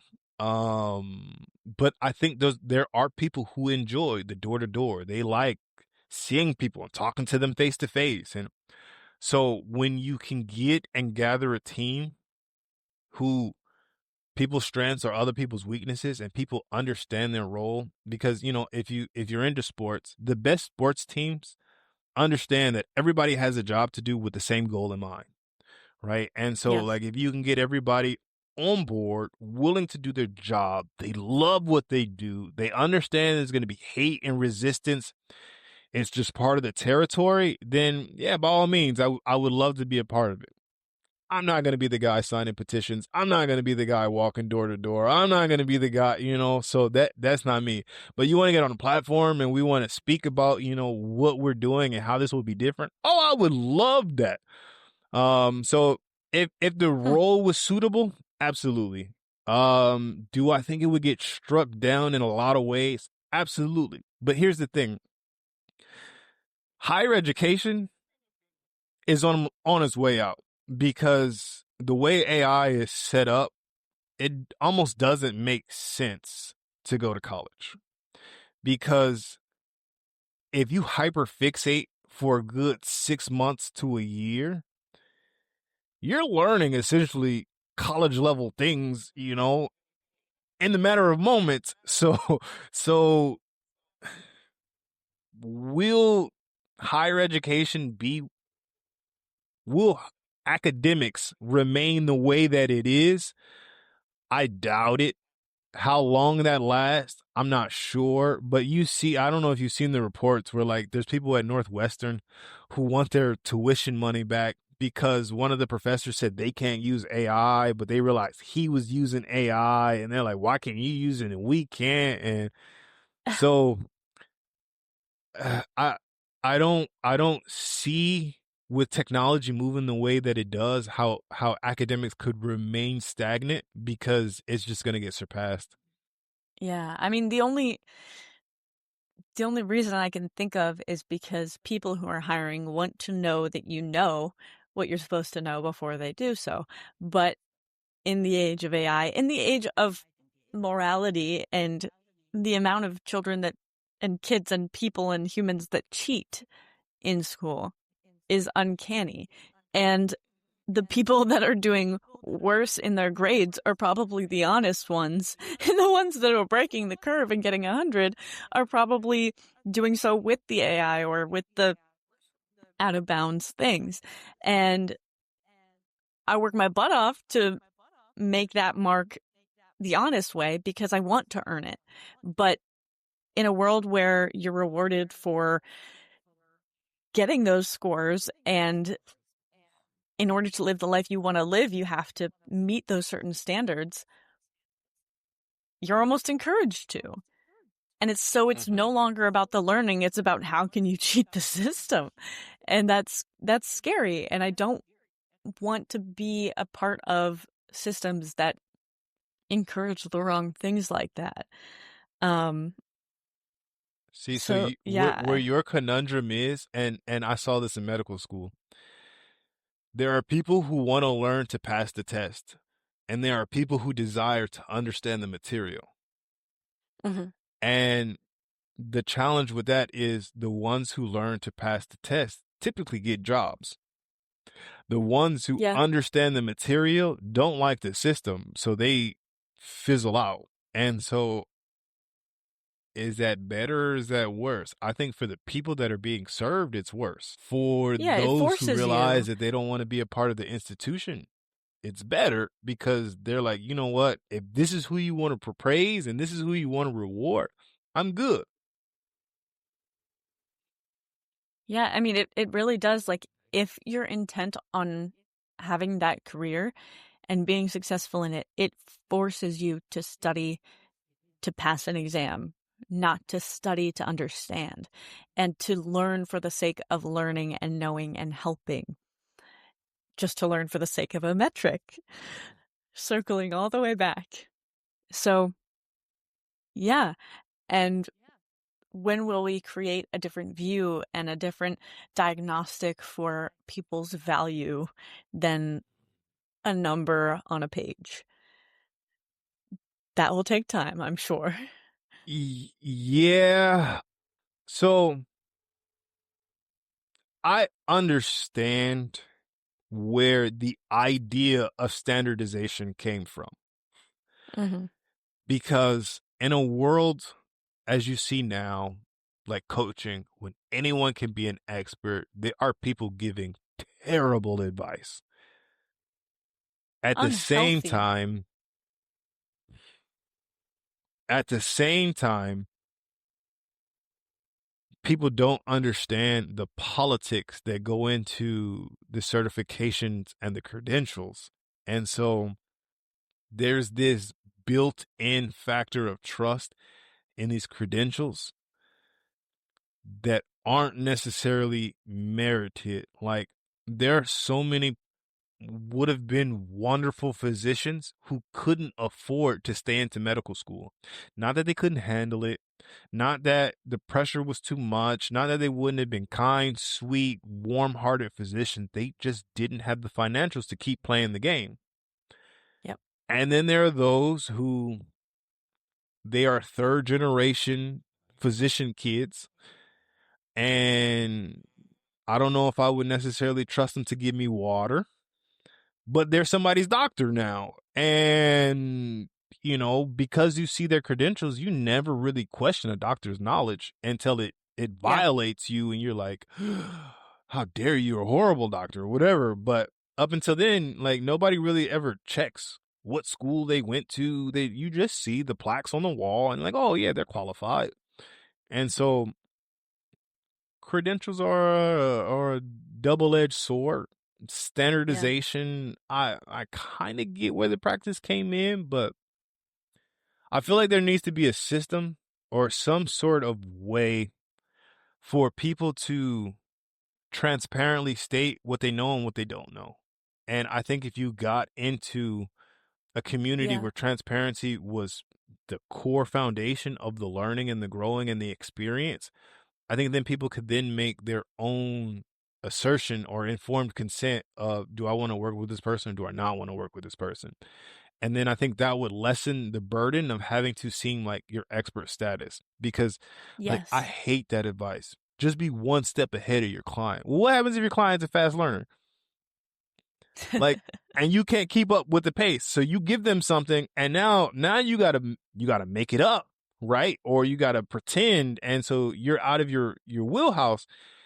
And instead of saying, hey, actually, you know who I could recommend you to because, you know, you're really advanced and you're not at the level that I'm comfortable teaching here.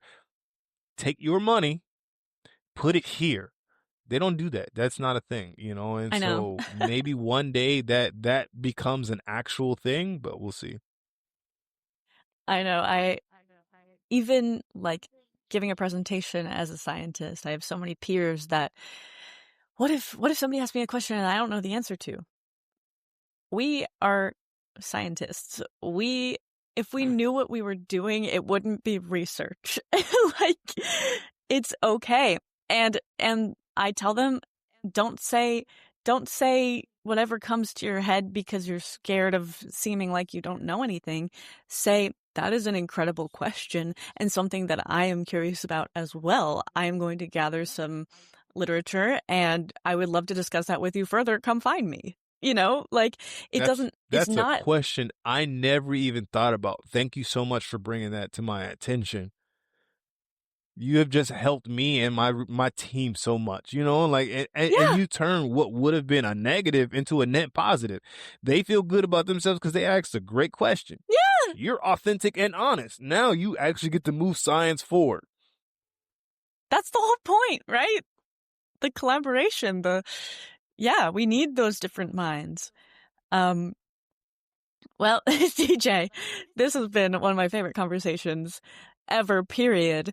But we are at 2 minutes and 5 seconds and we never discussed what we were supposed to in the first place, which was your nomadic lifestyle. So I am going to have to humbly request to have you back on here, because I know that there is so much more that we have to say. And so much more of your wisdom that I want to share with everyone that I can. So as for now, I will let you go. 2 hours and 6 minutes in. Thank you for hanging with me. Thank you for your openness and your beautiful ideas. And I can't wait to learn more from you and hopefully collaborate on some incredible world-changing things in the future. And Sammy, it's been an absolute pleasure, and I would love to come back. I enjoy having conversations with the scholarly minds, and I look forward to it again. It's the spice of life. Would you like to impart something on the audience, something that you wish you could tell your younger self right as you were jumping into college? Uncertainty is the spice of life. Embrace it because it's really the only truth that we have in our world, because safety, security, and certainty is illusion. It could be gone at any moment. Yeah. So if they tell you that it ain't for you, but you feel it is, go for it. Because the moment that you turn the corner and it feels great and you're doing what you're supposed to do, they'll all tell you they loved you, they believed you. So let them doubt you now. They'll be your fans later. And at least you'll be able to look yourself in the mirror. 100%. I love that. I love it. Absolutely. I mean, everybody that ever made a difference was doubted in the beginning, no question, because those ideas weren't accepted. So have your ideas, go crazy with them. Mm-hmm. And I mean, I was just thinking about that this morning, like how many artists and thought leaders and philosophers weren't acknowledged, their ideas weren't touted until they died. And It's like, okay, as long as I'm getting them out there, as long as I'm helping a future generation, let's go. It'd be great if I could be powerful enough to influence and see the influence in my lifetime.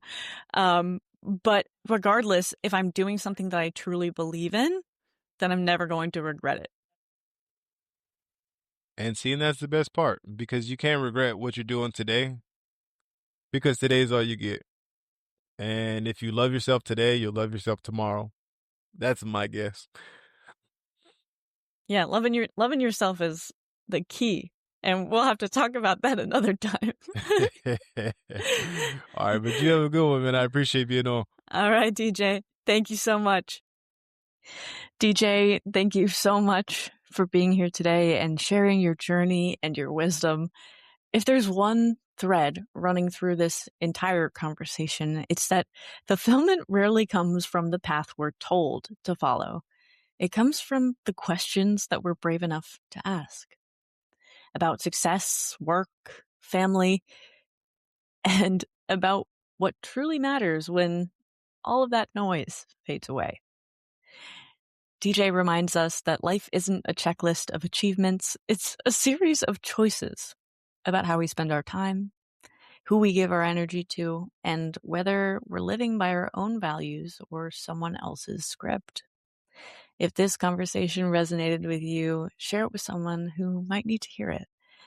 As always, thank you for being here, for thinking deeply, and for continuing to ask the kinds of questions that make the world a better place. Until next time, keep shining.